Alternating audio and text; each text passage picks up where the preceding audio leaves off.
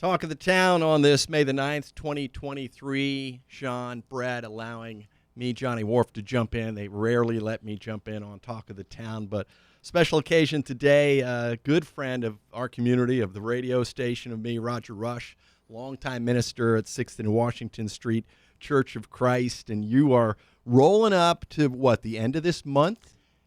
May 28th, I finished my work with 6th and W.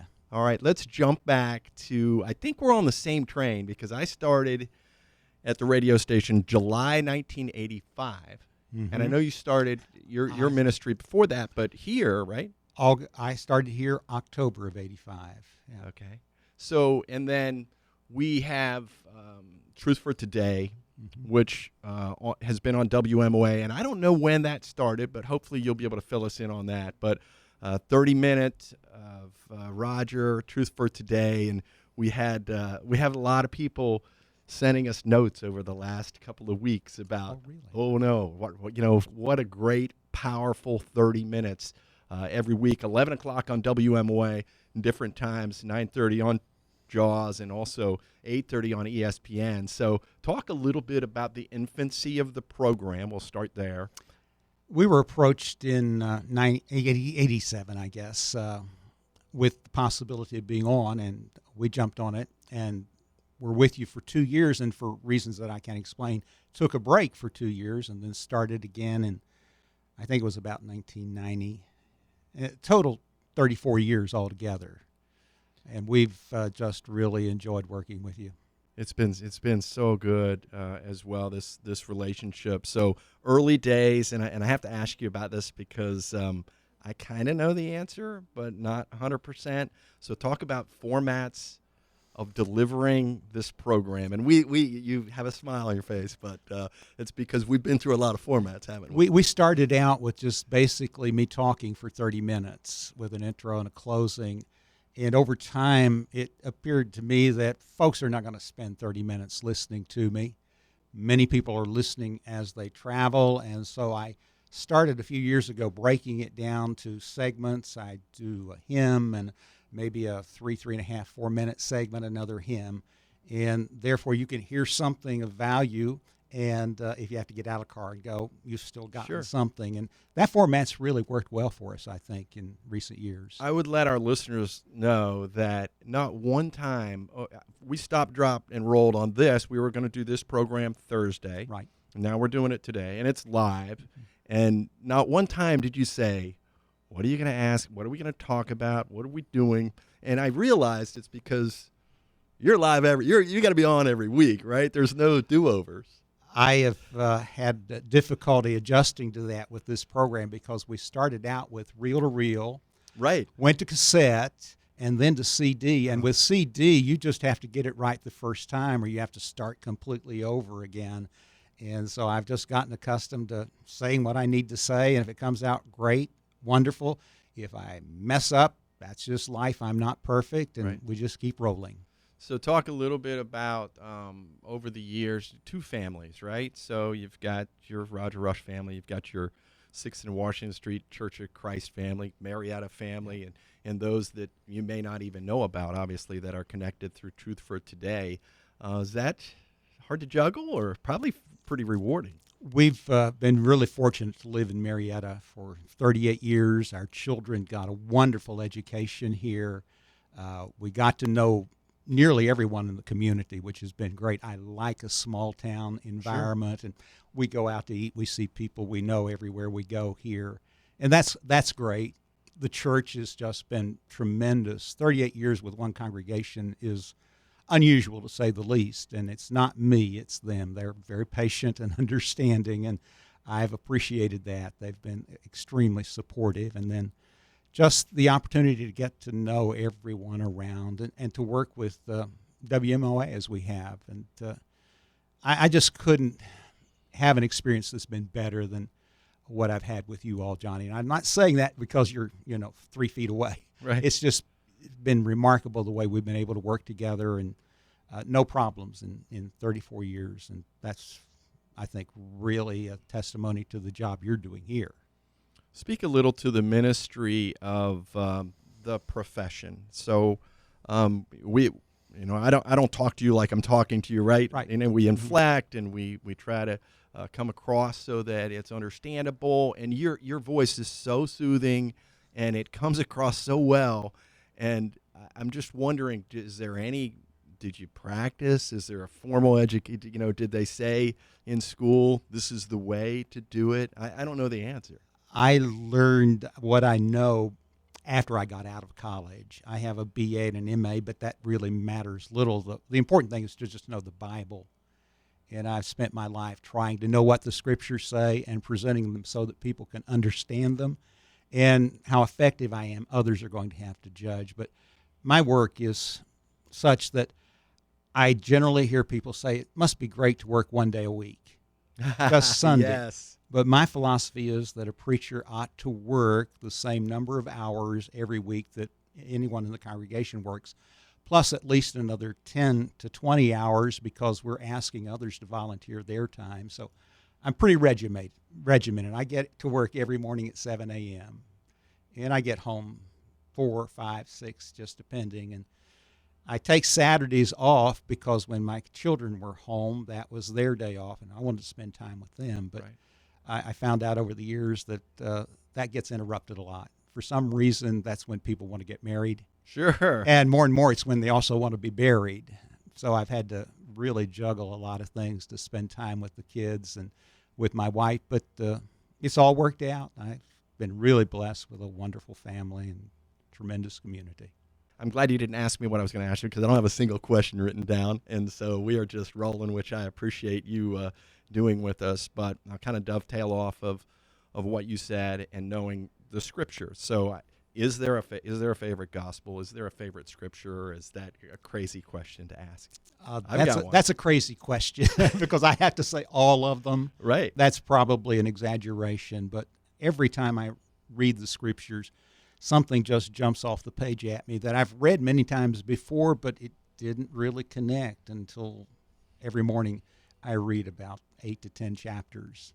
And I've read and read and read. I've gone through the Bible too many times to count. But I'm always seeing something that seems to be for the first time that just why that's so powerful. I want to take off that and share my favorite scripture and exactly how it hits me where my feet are very differently every day, I think, which is why it's my favorite, and I think they'll all probably fit into the category of such. But maybe we can discuss my favorite scripture and as it relates to your next stage of life, all right? Coming around pretty quickly, right? Should be fun, I think, getting together with the kids, all right? Now, faith is the confidence in what we hope for and the assurance of what we cannot see. Now, faith is the confidence in what we hope for.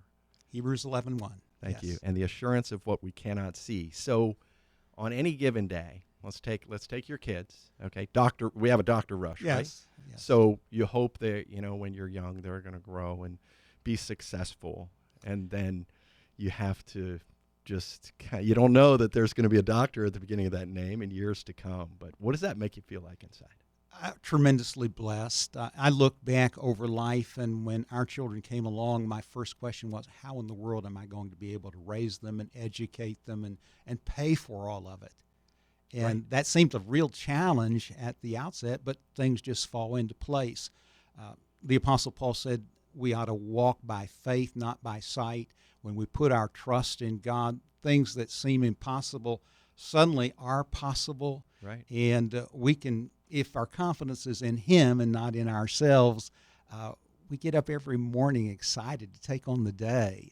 If I had a favorite passage, you ask, it would probably be Psalm 118:24. This is the day the Lord has made. We will rejoice and be glad in it. Sure. I just thoroughly enjoy Mondays because it's the way to get my feet back into the work and start another week and get ready for Sunday, which is actually the first day of the week. Every day's a challenge and exciting, and new things are happening, and God's just good. And if we put our trust in Him, we'll not be disappointed. If we put our trust in others, they let us down. Sure. Roger Rush is our guest, a longtime minister at the 6th and Washington Street Church of Christ, retiring at the end of this month, and so we'll kind of roll there. Okay, so if we're talking about this is the day, it's got to be a little daunting, and I'm not far from doing the same thing you're doing, right? and what is to come. We don't know. So we live today. But you do have plans, right? So talk a little bit about maybe what's ahead. Our plan is to eventually move to Hilliard, Ohio, closer to our children and our grandchildren. But I don't intend to quit preaching and teaching. I've scheduled events for the next 6 years already. I do what most people would refer to as revivals or gospel meetings, and I do a lot of Wednesday night things and have already had opportunities to go elsewhere on Sunday. So I tend to be busy, but that full-time drag, I'm kind of looking forward to pulling away from that for a little bit. And if I want to sleep in some morning, I can. Right. But we just leave it in the Lord's hands. I don't know, as you say, what the future holds. I'll speak a little to the traveling ministry because Keith Wharton is yes, good friend, a good friend of yours and mine. Mm-hmm. Did his side hustle here at the radio station for many years, and yes. we broadcast your son's game. But and he can listen now in California, which is crazy to me, and he right. listens often. But that's the way of the world.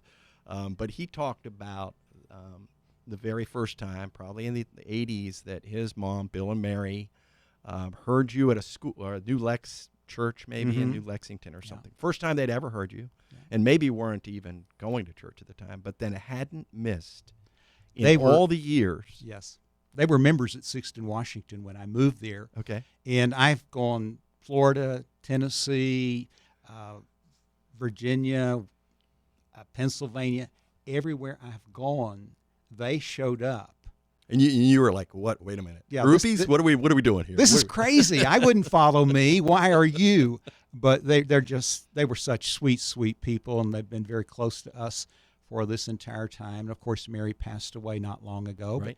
But Bill's actually doing fairly well. I saw him Sunday morning with Keith at Sixton, Washington. Wow. And they're just tremendous people and so supportive. All right. I'd like to speak also, and this is not something you probably care to talk about, and it's not to impress anybody, but rather impress upon them the quiet warrior for Christ. So the guy that, again, I wish I only had to work one day, right? So it's the guy that goes to the hospitals, to the nursing homes. I know you were there yesterday. Somebody, my mother-in-law, you were there to see many people.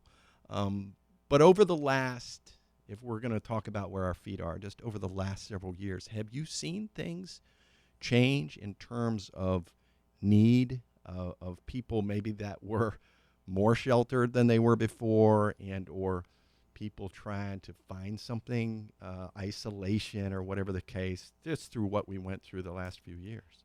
COVID hit most churches really hard, and a lot of people stopped attending. Sure. And it's a slow process getting back, but I anticipate over time that they'll realize that we just all need to be together.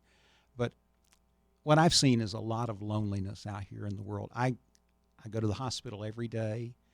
I go to the nursing homes once a week to see people that, by and large, often don't have anybody else to see them, and they just need to know they're not forgotten and that they matter. Everyone matters, and I don't want anyone to forget that. They matter to God. They ought to matter to us. Yeah, and I try to tell our guys here, and I think they understand it, particularly, and I'll tell the listeners that we're sitting here. Sean's producing the show, Brett's videoing the show, and Roger and I are having a cup of coffee.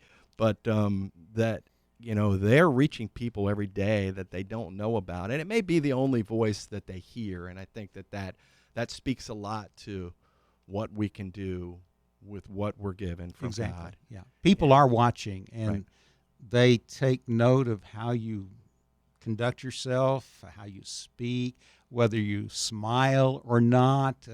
It's just important to be friendly and let people know that they matter, and a smile you can give away and almost instantly get it back. That's right. And you're lucky, because I think I've never seen your wife not smile. Does she just wake up that way? Or? My wife is probably the best asset I have. Right. She is absolutely outgoing in every way. She knows everyone, talks to everyone, is just so wonderful. The only thing about that is a little disconcerting is that when she goes into a store for 5 minutes, it's going to be 45 because, I ran into so-and-so, and then I ran into them, and we just had to talk and catch up. Sure. That's her nature. Yeah. Absolutely. So talk about maybe let's jump back to the infancy of, and we'll jump on family a little Sure. bit. So your relationship there, and then the transition into ministry, into children, into grandchildren, right? Right. 3. Yeah. Yeah. So that's a lot. That's a big ball to throw at you, but try to cover it. Well, we were married for 5 years before our daughter came along. Okay. And then 3 years later, our son. And I've always felt that one of the greatest responsibilities we have in this world as parents is to make sure that our kids get the foundation that they can grow up to be good citizens and servants of God. And so I've really made an effort to spend time with them and over the years and do the things they wanted to do and encourage them. And I've been so blessed. I don't want to brag, but Go ahead. we're really blessed with 2 wonderful kids, and their mates are just the sweetest people you would ever meet. They're just like children to us as well. And then 3 grandchildren, the youngest 2.5, is probably the reason why we're contemplating moving to Hilliard. Angela and Adam, right? Right. Angela older? Angela's the oldest, yes. Okay. Uh-huh. And so, and they both are, I assume, get along well? They Do get they? along really well. They're together all the time. They live about 15 minutes apart, but soon, next year, Angela and Mike are building a new house. They'll be 8 minutes apart. They sit together and worship every Sunday, twice, and Wednesday night, and then they're at each other's houses all the time. Yeah, they're very, very close. All right. You're a special man. I want you to know that. I know you know it. And I appreciate your time with us these many years Yes. on the radio, and certainly jumping in for a little live radio on this Tuesday morning. Well, I appreciate the invitation. I don't know why anybody would want to listen, but I thank you for inviting me. And it's been a pleasure, Johnny, being associated with WMOA and the other stations for so many years. And again, could not have had a better relationship. You've gone out of your way to help us. Thank you. You're fabulous. Talk of the Town on this May the 9th. Johnny Wharf along with Roger Rush. Brett Wharf also in studio is Sean Jones. Thanks for tuning in.